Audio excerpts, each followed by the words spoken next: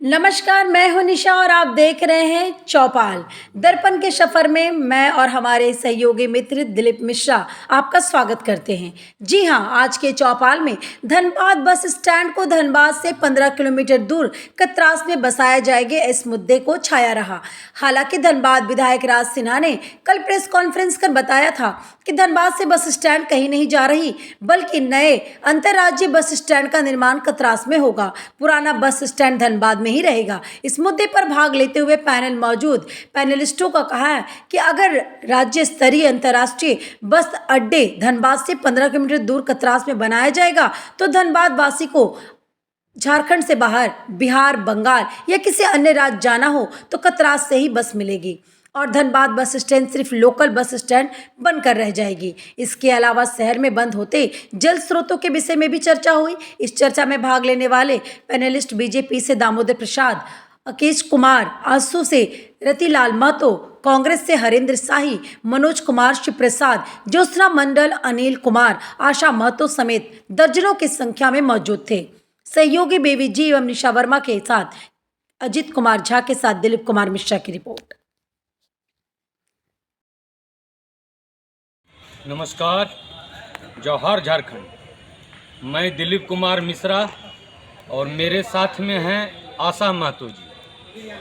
हम बात करेंगे आज चौपाल में कुछ लोकल मुद्दा, कुछ जल पर्यावरण के बारे में बात करेंगे। एक समस्या और धनबाद में आ गया है। यहाँ जो है बस स्टैंड जो है यहाँ से 15 किलोमीटर दूर कतरास जा रहा है।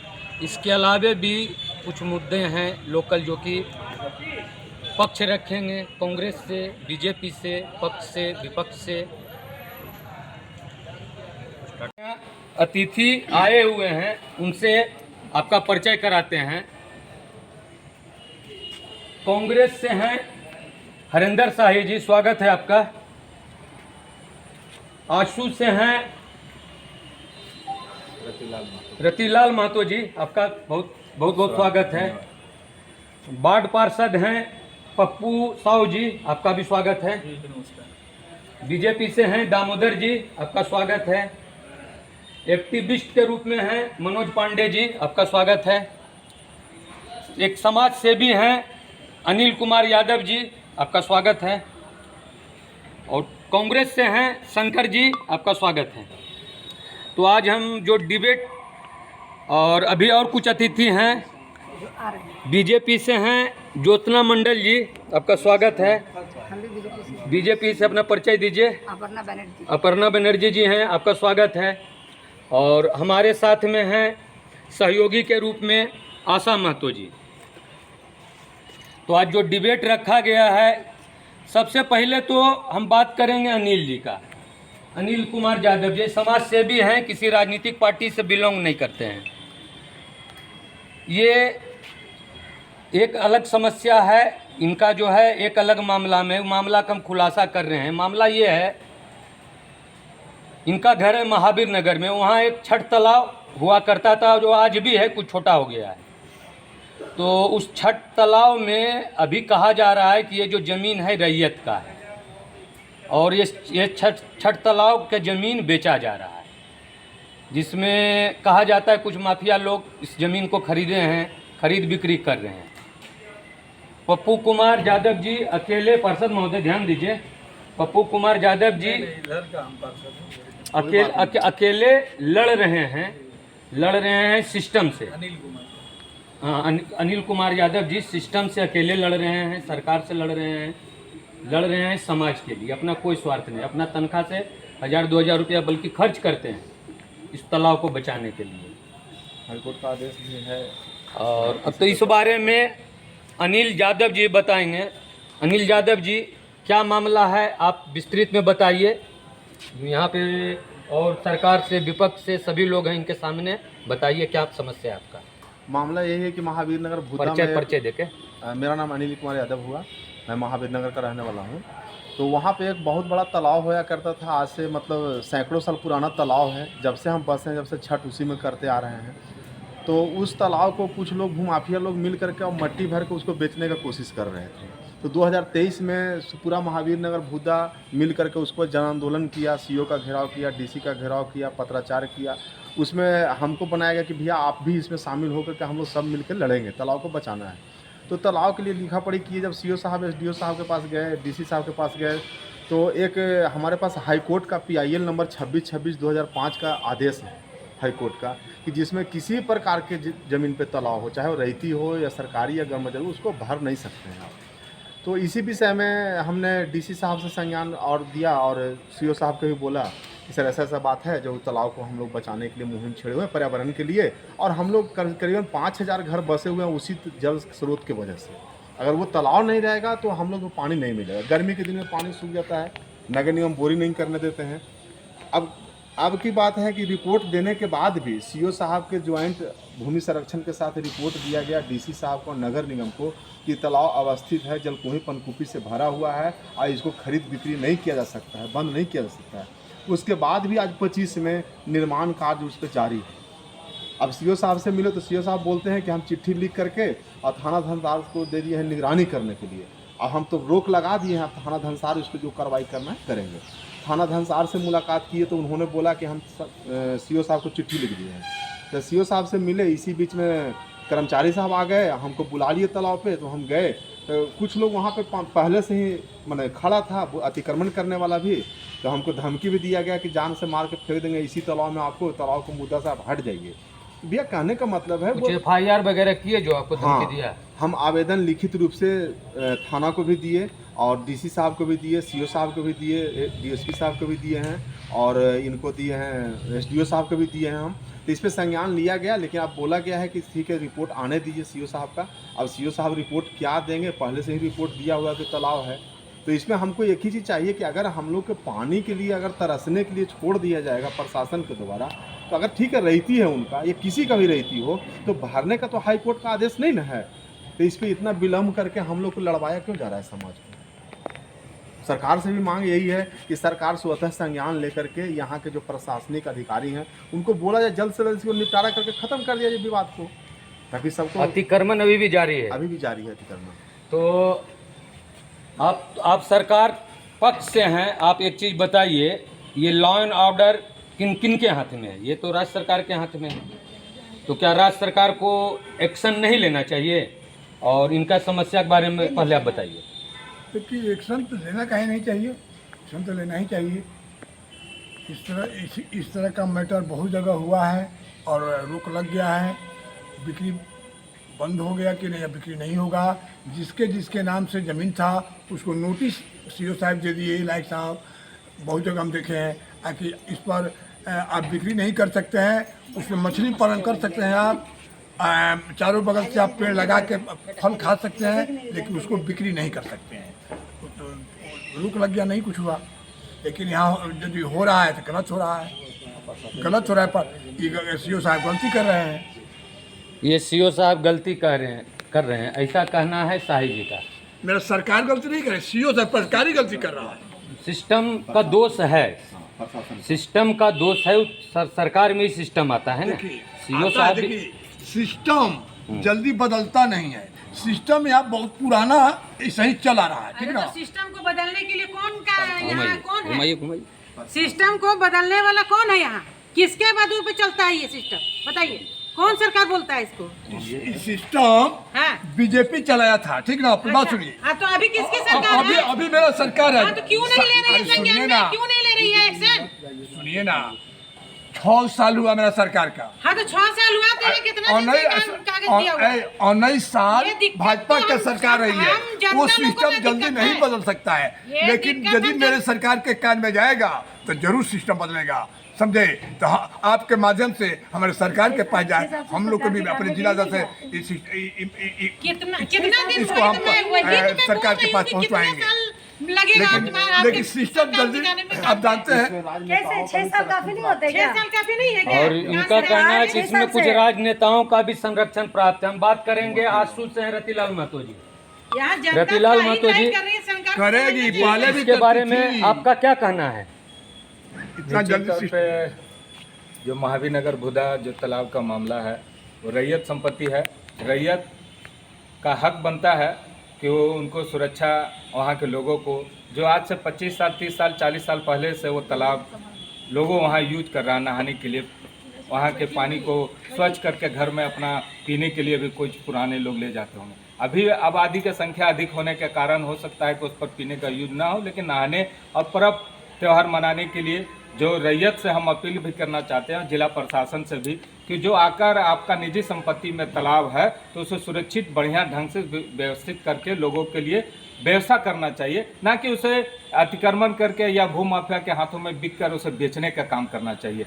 जिला प्रशासन से भी हमें आग्रह करना चाहते हैं, चाहे अनुमंडल पदाधिकारी, चाहे उपायुक्त हो, चाहे जिला के एसएसपी हो, चाहे यहाँ के स्थानीय जो थाना है, हम वहाँ के जो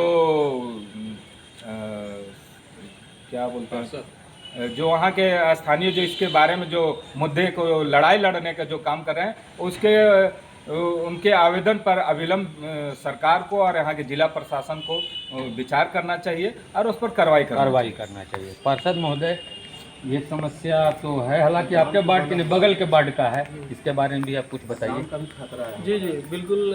और साथ में अनिल जी कह रहे हैं कि मेरे जान का भी खतरा, इनको धमकी भी मिल रहा है माफिया के द्वारा। जी जी, जैसा अनिल जी ने बताया है कि वो रैती तालाब है, लेकिन तालाब रैती रहे या कुछ रहे, अगर दशकों से वो तालाब का जो है यूज हो रहा है आम पब्लिक के लिए, जनहित के लिए, उसको जनहित में को ध्यान में रखते हुए रैयत कैसे फ़ायदा ले, इसको देखना है कि रैयत उसमें मछली पालन कर सकता है, चारों तरफ उसका जो है गाछ वृक्ष फलदार लगा करके उसका लाभ ले सकते हैं। ऐसा बात नहीं है कि मछली पालन से कम लाभ है, लेकिन जो है कुछ भू माफिया लोग जो बरगला करके रैयत को बरगला करके अपना पेट भरने के चक्कर में और बहला फुसला करके उसको थोड़ा बहुत पैसा दे करके आई जो षड्यंत्रकारी की जो कार्य हो रहा है, इसका तो खैर गलत हो रहा है। और निश्चित रूप से जैसे सीओ साहब लापरवाही बरत रहे होंगे, अगर लापरवाही बरत रहे होंगे तो सरकार के संज्ञान में जानी चाहिए बात, और कोई भी सरकार, चाहे भारतीय जनता पार्टी को हो या कोई भी सरकार हो, ये जो जनहित का मुद्दा है इसमें तुरंत संज्ञान लेना चाहिए। आपके चैनल से मैं यही अपील करता हूँ कि विलम्ब इस मामला को जाते ही इस पर संज्ञान लिया जाए, नहीं तो आने वाले 2-4 महीना में जो है वो अतिक्रमण हो जाएगा और जो है अपना जिसका उल्लू सीधा करना सीधा करके निकल जाएंगे लोग, पब्लिक जो है वो लड़ते लड़ते जो उलझ के मर जाएंगे। और आज देख रहे होंगे धनबाद जो है वो पठारी क्षेत्र है, यहाँ पर जो है वो जल का स्तर जो है बहुत नीचे जा रहा है, यहाँ पानी का बहुत ही किल्लत है। मैथन से और पंचायत से पानी मैथन से भी आ रहा है और पंचायत से आने की योजना है, जिसमें रास्ते में ही बहुत बाधित हो जाता है। आप देख रहे होंगे जिसमें भीषण गर्मी रहती है उस समय जो है जलाशय सूख जाती है, उसमें पानी जो है 10 मिनट 5 मिनट सिर्फ कहते हैं कि जैसे प्यास ओट बुझाने के लिए उस तरह पानी मिलता है। और वैसी स्थिति में जो बना हुआ तालाब है, नए क्या खुदवाएंगे, सरकार को प्रलोभन देना चाहिए कि नए तालाब खुदवाया जाए जल्द से जल्द और उसमें जो पानी भर करके रखा जाए। चाहे जो अभी पीट वाटर जो देख रहे होंगे आप जो है कोलबड़ी क्षेत्र में, उसमें पानी आगाध है, लेकिन वो पानी को निकाल करके कोयला का भी काम वहाँ निकलने का काम होगा और वो पीट पाटर को जितने भी तालाब है जो सूख जाता है गर्मी में उसको भरने का काम करना चाहिए, ताकि आम जनता जो है वो त्राहिमाम ना हो और उसको पानी हमेशा मिलते रहे। क्योंकि कहा गया है कि जल ही जीवन है और जल नहीं रहेगा तो आदमी कहाँ से जिएंगे। चाहे तो खाने के लिए भी पेड़ पौधा उगाना है, फसल उगाना है, उसके लिए भी जल चाहिए। अपने लिए जीना है, जंतु के लिए, अगर मानव के लिए तो उसके लिए भी जल जरूरी है। इसलिए मानवता के नाते भी चाहे रैयत हो, उनसे भी अब मैं अपील करता हूँ उस पर आप लाभ लीजिए, उस पर निश्चित रूप से लाभ लीजिए, उस पर अधिकार भी आपका ही रहेगा।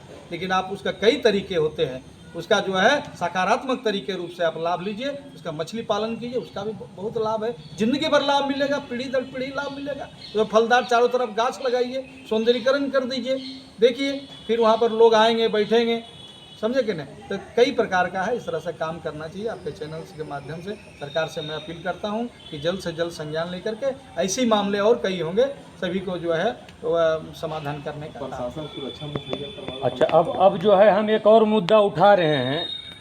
देखिए, दुनिया हर शहर जो है विकास कर रहा है, कुछ न कुछ उसको मिल रहा है, लेकिन धनबाद का दुर्भाग्य कहिए, पहले मामला था कि यहाँ जो है एयरपोर्ट होने जा रहा है, चला गया देवघर, एम्स जैसा हॉस्पिटल चला गया देवघर। अभी एक और न्यूज ऐसा आया है, यहाँ का बस स्टैंड जो है ये भी जो है 15 किलोमीटर दूर जा रहा है, कतरास। तो बीजेपी से हैं दामोदर प्रसाद जी, आप इसके बारे में बताइए। कल राज सिन्हा कुछ स्टेटमेंट भी दिए हैं इसके बारे में। तो ये जो बस स्टैंड कतरास जा रहा है, इसके बारे में क्या कहना है? ये कतरास जा रहा है तो अच्छा नहीं है। इसलिए अच्छा नहीं है कि शहर की आबादी यहाँ ज़्यादा है। अगर कतरास जाएगा तो यहाँ के लोग के 15 किलोमीटर जाना पड़ेगा गाड़ी पकड़ने के लिए। तो आपका चैनल के माध्यम से हम यही विधायक जी को भी नहीं कहेंगे, ताकि वो तो नहीं कह नहीं, सकते। विधायक जी ऑलरेडी कल स्टेटमेंट दिए हैं कि प्रेस कॉन्फ्रेंस करके कि नहीं ये हम 23 एकड़ जो है भूमि चिन्हित कर रखे हैं, 22 एकड़ जमीन धनबाद में, कि यहाँ का stand as a it is रहेगा। तो मनोज जी, आप कह रहे हैं, तो आप बताइए क्या ये सही है? मतलब धनबाद में स्टैंड रहेगा ये ना? अंतर्राज्यीय स्टेट अपने धनबाद में जो है, अच्छा, ये आज से नहीं, अच्छा, ये धनबाद के जन्म काल से है। ये तो कतरा चला जाएगा ना? 22 एकड़ जमीन वहाँ है। कहाँ?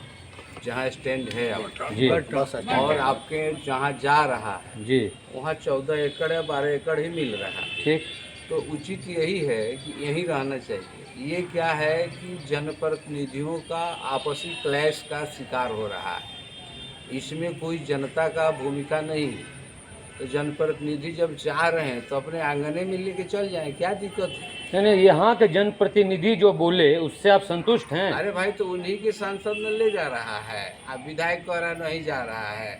अब दोनों डीसीए के थ्रू काम हो रहा है। एक कह रहा है कि डीसी साहब बोले हैं कि रहेगा, सर्वे हुआ है, हमसे बात हुई है। सबसे बड़ी बात है, कह रहे हैं कि डीसी साहब ने कहा है नगर निगम को क्यों जमीन को चिन्हित करो। जनप्रतिनिधि तो कंफ्यूजन है, हम पब्लिक क्या करेगा? जनप्रतिनिधि महोदय बोले हैं कि ये जो है अंतर्राष्ट्रीय बस अड्डा, अंतर्राज्यीय बस अड्डा कतरास में बनेगा। ठीक है, ये भी अंतर्राज्यीय ही है। कैसे? तो दोनों मतलब धनबाद में भी बनेगा क्या? ये दोनों काम करता था, अंतर्राज्यीय भी है, अंतर सिटी भी है। अब क्या रहेगा? अब अंतर तो रहेगा ही नहीं। सरकार जो तो जो रहेगा ही अंतर्राज्यीय जब चला जाएगा तो अगर राज सिन्हा जी, अगर विधायक जी को बक्सर जाना होगा तो कहाँ से बस पकड़ेंगे? जाना होगा वहाँ लिलोरी धाम के पास से बस पकड़ना होगा, चिटाई धाम या बंगाल किसी को जाना है, या अगल बगल बहुत सारा राज्य, तो कहाँ से बस पकड़ेंगे? पकड़ना होगा। अब सरकार का और व्यवस्था का जो निर्णय होगा उसको तो मानना पड़ेगा। कभी नहीं जाएगा। बात पर हम लोग चर्चा आप क्यों बोल रहे हैं? आप तो सरकार अब जा क्यों रहा है? आपने बताया, आप ज्यादा जवाब दें। नहीं जाएगा, ये तो नहीं जाएगा, क्या नहीं जाएगा? मतलब चिन्हित हो गया है, नहीं चितवाएगी, नहीं चितवाएगी। 11 तारीख को डीसी जाएंगे चेक करने। अफवाह है ये? नहीं, अफवाह है। माने इंटरनेशनल मतलब अंतर्राष्ट्रीय बस अड्डा नहीं बन रहा है, अंतर्राज्यीय। देखिए, मैंने विधायक जी बात बोले हैं कि उसके लिए जाना है, लेकिन कुछ नहीं जाएगा, सब यही रहेगा। इसलिए कि झारखंड का बस बिहार जाता है, बंगाल जाता है, तो यहाँ से हम बैठे जाए के साथ बैठना पड़ेगा हमको। दूसरा स्टेट जाना है तो जब वही रहेगा तो वही जाना होगा। नहीं, यही बनेगा, सब यही रहेगा। यहाँ जमीन पहले से है और चिन्हित हुआ है और यही रहेगा। सरकार की तरफ से कहा जा रहा है कि बस स्टैंड कहीं नहीं जा रहा है। अब हम बात करेंगे ज्योत्सना जी से। आप बताइए, पहले तो अनिल जी वाला भी बताइए वो तालाब के बारे में जो बोले, और ये भी बताइए बस स्टैंड के बारे में। बस स्टैंड के लिए सही में यहाँ से तो उठ के ना ही जाए तो अच्छा है। बहुतों का यहाँ नुकसान, ये दिक्कत होगा, आम जनता को बहुत दिक्कत होने वाली है जाने के लिए। मैडम आप बताइए कुछ। आप ही के सांसद ले जाना है। अरे तो मेरा सांसद, मेरा नाम लिखा है कि सांसद, हम किसी की तरफ से तो बोल नहीं रहे हैं। हम ना कांग्रेस की तरफ से है ना भाजपा की तरफ से है। सुनिए ना, हम भाजपा के ना कांग्रेस के, हम किसी की तरफ से नहीं बोल रहे हैं। उनका जो मुद्दा है तालाब, हाँ, मुद्दा है तालाब का। तालाब के बारे में बताइए। तो तालाब का तो पर्यावरण का चीज है और रुकना नहीं चाहिए। हाँ। जल्दी चुकी जीवन है, उस पर तो काम वर्क होना ही चाहिए। सभी पार्टी को मिलकर उसको अमल करना चाहिए, काम करना चाहिए। जल के लिए तो यहाँ किसी पार्टी पटावल होना ही नहीं चाहिए था। बिल्कुल होना ही नहीं, वो तो सब प्रशासन जितने भी पार्टी लोग हैं सबको मिलके इसको शादी करना है। नहीं ठीक चर्चा हो रहा है। बहुत मुद्दा। हाँ, ये सब स्थानीय मुद्दा है। इसमें मनोज तो जी, कभी स्थानीय मुद्दा है।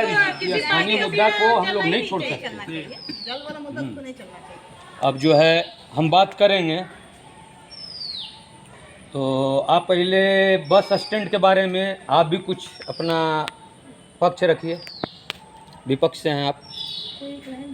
देखिए, बस स्टैंड यहाँ बरसों से धनबाद जिला के लिए चल रहा है। आज राज्य स्तरीय बस स्टैंड यहाँ पर है और हमने लगभग अखबार का कथन और सोशल मीडिया में भी हमने पढ़ा और धनबाद के उपायुक्त की भी बयान भी हमने पढ़ा है। उनकी बयान में और विधायक जी के भी बयान में अंतर है। अभी 1-2 दिन पहले उपायुक्त का अखबारों में बयान आया कि बस स्टैंड जो लोकल है, उनकी भाषा उपायुक्त का है कि लोकल बस स्टैंड यहाँ पर रहेगी। तो मतलब जो कतरास से हमको निरसा जाना है, चिरकुंडा जाना है, लॉन्ग जो हमको बिहार जाना है, चाहे बंगाल जाना है, चाहे मध्य प्रदेश, यहाँ से जो भी बस राज्य स्तरीय यहाँ बस स्टैंड से जो लंबी दूरी के बस जो खुलती है, वो बस हमें लगता है कि यहाँ से नहीं मिलेगी। नए जो राज्य स्तरीय जो बस स्टैंड जो कतरास प्रस्तावित अभी हम लोग अखबार और मीडिया के माध्यम से मिला, लगता है कि हमें राज्य स्तरीय बस स्टैंड वहीं पर इन लोगों को शिफ्ट करने की मंशा पूरे जिला प्रशासन का है, चाहे यहाँ के जनप्रतिनिधि, उनकी मंशा पूरी ये लोग तय कर लिया है कि राज्य स्तरीय बस स्टैंड को हम लोग कतरास लिलोरी मंदिर के पास में स्थापित करना है। छोटी जो लोकल बस स्टैंड है वो बस स्टैंड में ही स्थापित, लेकिन जन और जनता की आवाज़ जो बराबर सोशल मीडिया में बुलंद हो रहा है कि विरोध हो रहा है कि नई बस स्टैंड यही होना चाहिए, तो लोगों का सुर और स्थानीय विधायक का भी सुर थोड़ी सी बदलाव इन्होंने मजबूरन, चाहे जनता की आवाज़ को देखते हुए इन्होंने अपने बयान को स्थापित करने का किया कि नहीं बस स्टैंड यहीं पर बनेगा। उपायुक्त महोदय के बात में आपको क्या कहना है? उनका भी कहना है कि वहीं जाएगी कतरास। कहेंगे वो नहीं होगा। यहाँ के जनता जो चाहेगी वो होगा, जो जनता यहाँ चाहेगी वही होगा, समझे। और बॉर्डर टाइल में रहेगा, बॉर्डर टाइल में रहेगा, मतलब जहाँ है में रहेगा तो सिर्फ आपका जो है वो अपने पाले में गेंद डाल के बॉलिंग करने का काम करते हैं। और यहाँ के जनता जो है, जनता के प्रति भी मैं बोलूँगा, जनता यहाँ का जो है वो उजुल फुजुल बातों को लेकर के बखेड़ा खड़ा करेंगे, लेकिन जो जनहित के लिए, जो सुविधा के लिए वो कभी लड़ाई नहीं करते। तो आज जो है इसके लिए जो है वो कानूनी तरीके से जो है वो यहाँ के जनता को इस बस डिपो को रोकना पड़ेगा, यहाँ के युवाओं को आगे आना पड़ेगा। अगर नहीं आते हैं तो जिस तरह से हमारा जो ये रेल डिवीजन ये रेल जोन हाजीपुर जोन बनने वाला था, सबसे ज़्यादा मैंने प्रबल दावेदार धनबाद था, लेकिन ये राजनीति का शिकार होकर के हाजीपुर, जिसको कोई लेना देना नहीं है इधर के क्षेत्र के लोगों से, वहाँ बना दिया गया, इसको हटा दिया गया। आप देख रहे होंगे यहाँ का जो है SBI का मुख्यालय चला गया और हम लोग देखते रह गए। यहाँ का जो आप देख रहे होंगे कि RPF का ट्रेनिंग सेंटर चला गया। इसी तरह करके एक एक करके यहाँ सब छीनता जा रहा है। यहाँ एयरपोर्ट नहीं दिया जा रहा है एक छोटी छोटी जगह में, जबकि पूरे भारत का सब 37वां सबसे बड़ा शहर धनबाद है। और इकोनॉमिक क्षेत्र में अगर बात करें तो मुंबई के बाद सबसे ज़्यादा रॉयल्टी देने वाला धनबाद शहर है। इतना ही नहीं, यहाँ जो है एक सेंटर प्लेस है। यहाँ तो रांची राजधानी छोड़ दीजिए, राजधानी अगर कहीं बनना चाहिए था झारखंड का तो धनबाद बनना चाहिए, लेकिन वहाँ भी राजनीति का शिकार हुआ। क्यों? कि यहाँ का लोग जो आंदोलनकारी नहीं है, यहाँ के लोग जो है वह जनहित के लिए नहीं लड़ते। आंदोलन के लिए यहाँ का जनता जनप्रतिनिधि बनाता है, विधायक बनाता है, सांसद बनाता है, पार्षद बनाता है, फिर जनता लड़े। लेकिन देखिए यहाँ एक पार्षद और एक विधायक नहीं है, किसी एक मन से कार्य नहीं हो रहा है। सबका मत मिलेगा नहीं मिलेगा ये मेन तो सरकार को देखनी चाहिए ना। सरकार सेंट्रलाइज सरकार है, अंतिम डिसीजन जो है वो सरकार को लेना है। उसको तो सुविधा के साथ देख करके लेना कि कहाँ मन उचित है कहाँ अनुचित है। तो यहाँ बगल में जमीन भी है, सरकार को चाहिए था कि ठीक है जाम की ये दुहाई देंगे जाम का। तो धनबाद में अभी जो है जहाँ पर बस टाड़ा है वहाँ पर ज़्यादा जाम नहीं है, और ये चाहेंगे नहीं तो इतना जगह है मैंने बस डिपो तक आने के लिए सिटी सेंटर तक कि 8 लेन बन सकता है बरबड्डा से। यहाँ से 8 लेन बन सकता है। आज से नहीं, शुरू से ही जो है अंतर्राज्यीय इंटर स्टेट जो है वह बस डिपो यहाँ रहा है। क्योंकि आप देख रहे होंगे बिहार का कोई भी गाड़ी यहाँ आती है कि नहीं आती, बस कोई यूपी का गाड़ी यहाँ आती है, उड़ीसा का गाड़ी यहाँ आती है, बंगाल की, कलकत्ता की, आसनसोल की, सब गाड़ी यहाँ आती है, समझ गए। तो ये शुरू से ही ये लोकल क्षेत्र का बस डिपो नहीं है ये। ये अंतर्राज्यीय जो है बस डिपो शुरू से रहा है और आज भी इसी को रहना चाहिए। अगर राजनीतिक शिकार होता है, अब वर्चस्व की लड़ाई है, उसके लिए जाएंगे तो इससे आम नागरिक को फायदा नहीं होने वाला है। दो चार लोग को भले फायदा हो जाए, धन्यवाद। राजनीतिक भले चमक जाए। धनबाद से लगातार सांसद आपका पार्टी से आ रहा है, बीजेपी से। धनबाद से लगातार विधायक ज्यादातर आपके पार्टी का रह रहा है। उसके बाद भी तो क्या कर रहे हैं विरोधी पक्ष लोग, क्या कर रहे हैं? जब तक देखिए बीजेपी की सरकार थी तब तक नहीं न गई। एक बात बताइए, जब तक बीजेपी की सरकार थी तब तक नहीं गई। अच्छा, आप चला गया, एम्स तो आया ही नहीं था। आना चाहिए था। धनबाद का एम्स में जो है उसका भी बात करता हूँ, रुक जाइए। एक एक करके क्यों चला गया, इधर आइए मैडम, नहीं क्यों चला गया, इसकी वजह क्या है? देखिए क्यों चला गया। नहीं सुनिए ना, क्यों चला गया, क्या वजह है, मैं बताता हूँ। पहले तो बस डिपो की बात हो रही है, तो पहले मैं बस डिपो की बात कर लेता हूँ। पहले एक एक करके मुद्दा, नहीं दिया अधूरा रह जाएगा, इस पर कोई चर्चा नहीं हो पाएगा। ये क्रिटिकल है बचाने का, तो ये मुद्दा अभी अहम है हम लोगों के लिए, यहाँ की जनता के लिए। तो मैं पहले इस पर फोकस करना चाहता हूँ। सरकार जो है हमारी अभी जो है वो बीजेपी की नहीं है। और जो सांसद महोदय जी की बात कर रहे हैं, तो सांसद महोदय जी को दिल्ली की सरकार से चलती है। सांसद महोदय कहाँ सपोर्ट करेंगे? दिल्ली। ये तो विधानसभा में तो आवाज़ नहीं उठाएंगे, तो कैसे आप बोल रहे हैं सांसद महोदय के बात से उठ जाएंगे? ये विपक्ष में है, तो क्या सरकार में विपक्ष की बात ज़्यादा मानती है? ऐसा थोड़ा होता है। इसीलिए नहीं, पतरास वहाँ का भी विधायक भी आप ही पार्टी से, नहीं पार्टी है वहाँ। तो ये जो है राज्य सरकार के मंशा से ही वहाँ जा रही है, कोई बीजेपी विधायक और सांसद से नहीं जा रही है। नहीं सर, इसीलिए सांसद अपने फायदा के लिए ले जा रहे हैं। नहीं, कोई फायदा के लिए नहीं जा रहे हैं। बस स्टेशन खुलेगा, जैसे कोयला बेच रहे हैं। सरकार से कोई मतलब नहीं है, आपका सरकार का कोई मतलब नहीं है, सांसद के मतलब से चलता है। वही ले जा रहे हैं, पूछे क्यों, कैसे ले जाएंगे? जब तक राज्य का इंटरफेयर नहीं होगा कैसे ले जाएंगे? पप्पू जी बोले कि यहाँ सरकार ले जा रही है। देखिए डीसी जो होता है ना, आज है, लेकिन ज्यादा बात मानते हैं गृह मंत्री का।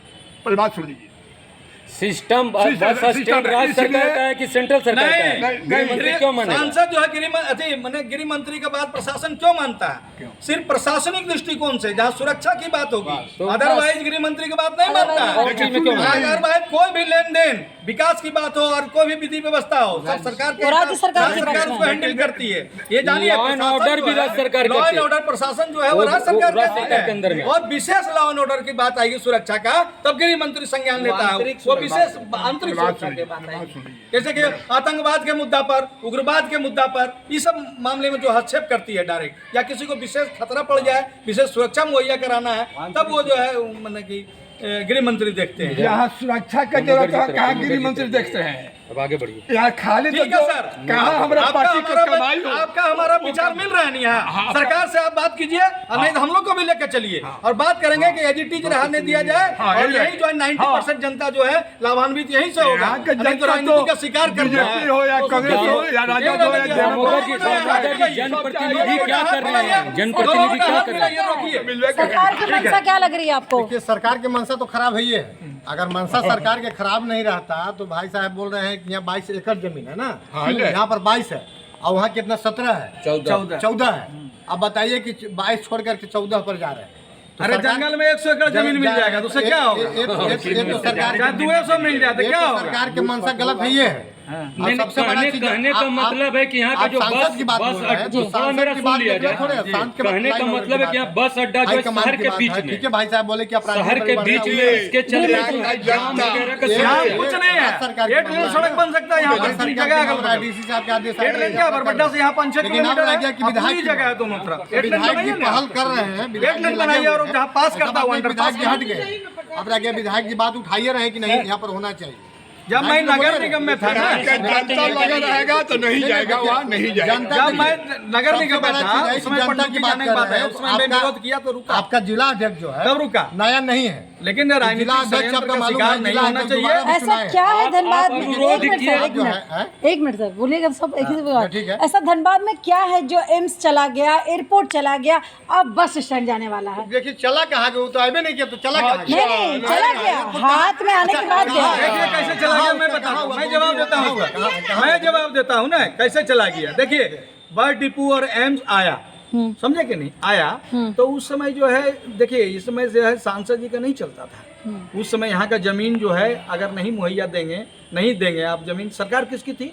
राज्य सरकार की। यहाँ ज़मीन मांगा गया तो यहाँ पर ज़मीन जो कि बात हुआ तो FCI का कुछ ज़मीन है, FCI का बलियापुर में ज़मीन है जिसमें जो है पर्याप्त नहीं है, लेकिन उसके बगल में एक ज़मीन है और है जो कि दोनों को मर्ज कराने में जो है राज्य सरकार की भूमिका होनी चाहिए थी। तो उस समय जो है राजनीति का शिकार उस समय भी हो गया। उस समय जो है राजनीति शिकार के मैंने बीजेपी सरकार तो दिया कि लो भाई धनबाद में बनाओ, लेकिन जगह दोगे तब तो बनाओ, किसी के माथे पर नहीं, किसी के माथे पर चीज बनने का नहीं है। लेकिन यहाँ पर जो उस समय मेयर जो थे, मेयर का चलता था और मेयर जो है जमीन दिलाने में विफल रहे, वो कुछ रुचि नहीं दिखाए। बलियापुर में प्रधानमंत्री साहब नहीं दिलाए, जिसके वजह से जो है वह एम्स और सीधा सीधी में प्रधानमंत्री नरेंद्र मोदी आए थे, जमीन दिलाने में कोई रुचि नहीं दिलाया। प्रधानमंत्री नरेंद्र मोदी आए थे, बलियापुर में उद्घाटन करने आए थे ना, शिलान्यास हुआ था ना बलियापुर में, नरेंद्र मोदी जी आए थे। अरे एम्स का हुआ था। जनता जनार्दन से वादे करते हैं और फिर मिलता नहीं है। कोई शिलान्यास नहीं हुआ, जमीन ही नहीं दिया, शिलान्यास कैसे कीजिएगा? सरकार राज्य सरकार जमीन ही नहीं दिया तो उस पर शिलान्यास कैसे करेंगे दूसरे की जमीन पर? सरकार चाहे जिसकी भी हो, लेकिन यहाँ सब परेशान सिर्फ आम जनता है। उन्होंने बोले केंद्र सरकार बोली कि मैं 2 यूनिट मैं दे रहा हूँ झारखंड के लिए, आप इसको ले जाओ, समझे ना, बनाओ। तो धनबाद सबसे अहम पॉइंट था, लेकिन यहाँ के जनप्रतिनिधि ने जो है जो जिनका सबसे ज्यादा चलता था उस समय के जो रुचि नहीं लिए। मेयर साहब उसमें मतलब दबंग मतलब नेता थे, वो चाहते ना तो 2 मिनट में जो है यहाँ रुक जाता। 1 महीना का समय दिया गया था, लेकिन उसको रुचि ही नहीं दिखाए, न पेपर में, न मीडिया में, न किसी से बातचीत करना, कुछ नहीं। बस अपने यहाँ से लेकर छुट्टी लेकर चले गए जान करके, ताकि जो हमारा कोई जिम्मेदारी नहीं। जो इसके बारे में आप कुछ कहना चाहेंगे? जी, लेकिन क्यों चला जा रही है इसको रोकना है। विपक्ष होने के नाते मैं आप लोगों का मैं विपक्ष नहीं हूँ, हाँ विपक्ष होने के नाते आंदोलन करूंगा। देखिए मैं जनता को मैंने युवा को लेकर के मैंने कानूनी तरह से रोड पर उतरने का काम करूंगा, लेकिन किसी हाल में जाने नहीं दूंगा। देखिए बस स्टैंड का जो मामला है वो बहुत सबको कष्ट आ जाएगा। आदमी को भुलवाया जा रहा है। बस स्टैंड में एगो विभाजन रेखा खड़ा किया जा रहा है कि अंतर राज्यीय और अंतर जिला। ये क्या है? बस स्टैंड है, बस स्टैंड है, तो हमको बस स्टैंड की बात करनी है। और हमको तो लगता है कि जनप्रतिनिधि और जो सरकारी महकमा के पदाधिकारी है कुछ मिली भगत है और जनता से छल करने का बहुत बड़ा प्लानिंग है। कहें कि जनप्रतिनिधि कुछ कह रहा है, विधायक कुछ कह रहा है, जमीन यहाँ चिन्हित हो रहा है, जमीन लिलोरी में चिन्हित हो रहा है, तो ये दुर्भाग्यपूर्ण बात है। और जनता अभी भी सत्य बात से रूबरू नहीं हो पा रही है, इसमें छल है। कभी भी बस स्टैंड आपको यहाँ से खिसक सकता है, इसमें हमको कोई संदेह नहीं लग रहा। क्या लग रहा है सर दामोदर सर आपको? अब देखिए भाई साहब बोलिए रहे पूरे बोलिए रहे कि सरकार के अंदर सिटिंग है क्या है नहीं है, वो तो सरकार के भाई है। अच्छा आप रहेगा कि विधायक जी भी हैं, वो बोलिए रहे, लेकिन आंसर दीजिए सही सर आप। अरे हम पहले ही बोल दिए कि बहुत टार से बस डिपो नहीं जाएगा। और अगर चला गया तो चला गया तो चला कह जाएगा, चला कह जाएगा। देखिए यहाँ जंगल राज है और सही बोल रहे हैं, जंगल में जाएगा। अचानक रात को नहीं जाएगा, नहीं जाएगा। जंगल राज नहीं है, यह महागठबंधन का राज है। जंगल राज तो पहले था, जंगल राज पहले था, जंगल पहले था। मल्टीपुर जंगल में बनेगा, देख लीजिएगा बनेगा। कह रहे थे कि बता रहे हैं, मल्टीपुर जंगल में बोल रहे थे कि राज्य सरकार को जमीन नहीं दिया, इसलिए बिल्कुल एयरपोर्ट के लिए मुश्किल होएगा, यातायात नहीं कर सकती है सभी महिला।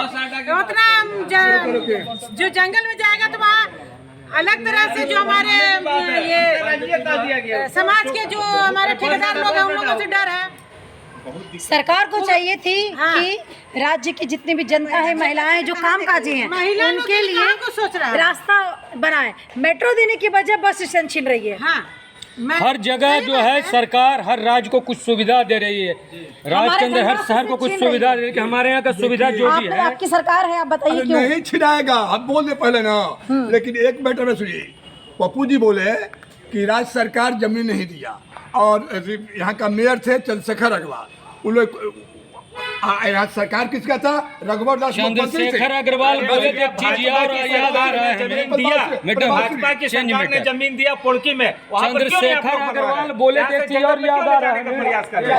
जीटी रोड में हमने 8 लेन में हमने आप लोग को जगह दिया नगर पोड़की में। ठीक है। 22 का वहाँ से नगर 50 निगम एकड़ जो है, जमीन ये है, जो वहाँ पर विवाह भवन बना रखा है, वहाँ पे क्यों नहीं बना रहे हैं? नगर निगम, धनबाद नगर निगम, आप तो पार्षद हैं, निगम से ही हैं। नगर निगम विवाह भवन जो बना रखा है, ये तो बड़ा सस्ता है। क्या रेट चल रहा है? देखिए, जो भी रेट बोल रहे, रेट की बात कर रहे हैं, 51,000 रेट है, गलत, सरासर गलत। 51,000 रेट। हमने आवाज उठाई थी कि ये जो हम लोग जो नगर निगम काम कर रही है जनता के लिए कि दुकान खोल रही है पैसा कमाने के लिए, लेकिन एक भी मेयर साहब नहीं सुने और सबका रेट जो 51,000 कर दिए।